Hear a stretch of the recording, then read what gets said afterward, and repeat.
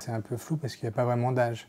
Là, dans les services de gériatrie aiguë, l'âge qui a été défini de façon consensuelle, actuellement, on prend des personnes de plus de 75 ans. Mais d'ici 10-15 ans, on prendra des personnes de plus de 80 ans avec le vieillissement démographique. C'est sûr que l'âge de vieillissement, entre guillemets, pathologique, recule. Donc la définition du sujet âgé au sens médical, gériatrique, va reculer aussi. Le vieillissement pathologique, c'est les vieillissements justement avec différentes pathologies qui s'accumulent au cours du temps et qui vont entraîner une dépendance. C'est pour ça aussi quand on parle de dépendance ou de conserver son autonomie ou de plan de dépendance, il faut garder en tête quand même que la dépendance, elle n'est pas liée à l'âge, elle est liée aux maladies qui sont accumulées avec l'âge, ce qui est un petit peu différent, quoi. Et la dépendance résulte quand même d'un problème de santé au départ. La personne qui a du mal à marcher, c'est parce qu'elle a l'arthrose, ou c'est parce qu'elle a fait un AVC, ou bien si elle est essoufflée en montant les étages, c'est parce qu'elle a une insuffisance cardiaque. Et ou si elle a des problèmes de mémoire, c'est parce qu'elle a une maladie d'Alzheimer. Donc si elle a une dépendance psychologique, c'est parce qu'elle a une maladie au départ qui a causé ça.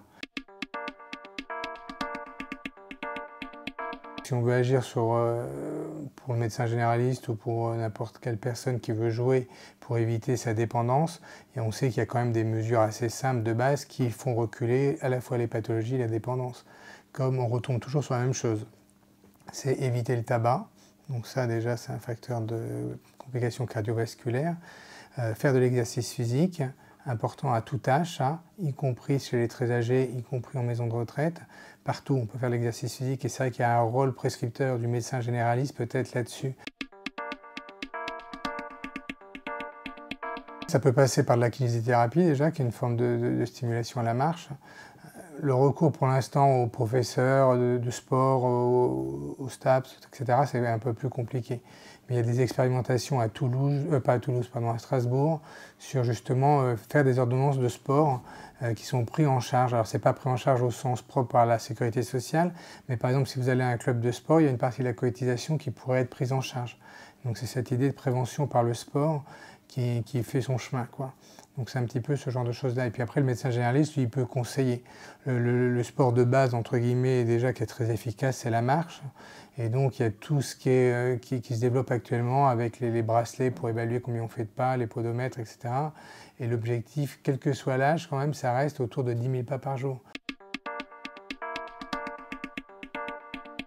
C'est vrai que dans certains endroits, ils ont utilisé l'AOI, la plateforme de l'AOI pour faire de la rééducation, par exemple avec les AVC, ou chez les sujets âgés, mais même en maison de retraite, par exemple, de faire de l'AOI, même si le Wii Sport, ça fait faire des mouvements, ça fait un travail d'équipe, il y a une certaine simulation, il peut y avoir des compétitions. Donc c'est des choses assez simples et finalement qui ont une efficacité sur préserver l'autonomie, la conserver, ou même éventuellement dans la rééducation, la récupérer.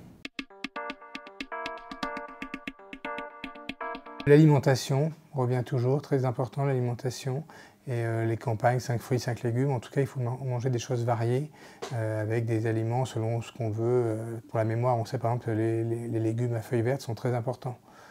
Et puis sur tout ce qui est alcool, ça le message est un peu complexe, toujours pareil, parce qu'on sait que l'alcool en excès c'est très négatif, les problèmes d'alcoolisme sont courants et sont un fléau en France. Mais dans la plupart des études, de l'alcool en petite quantité a plutôt un rôle protecteur, a plutôt un rôle favorable pour le vieillissement. Et puis après, l'autre élément important par rapport au bon vieillissement et pour éviter la perte d'autonomie, c'est aussi tout ce qui fait le lien social, y compris peut-être le lien social par Facebook, Twitter, etc. Mais toute forme de lien social est très importante. Il y a aussi dans la prévention primaire les vaccinations aussi, qui sont quelque chose d'important et pour lesquelles le médecin généraliste a un rôle à jouer. Et chez le sujet âgé, il reste le tétanos, parce que beaucoup de femmes âgées n'ont jamais été vaccinées contre le tétanos.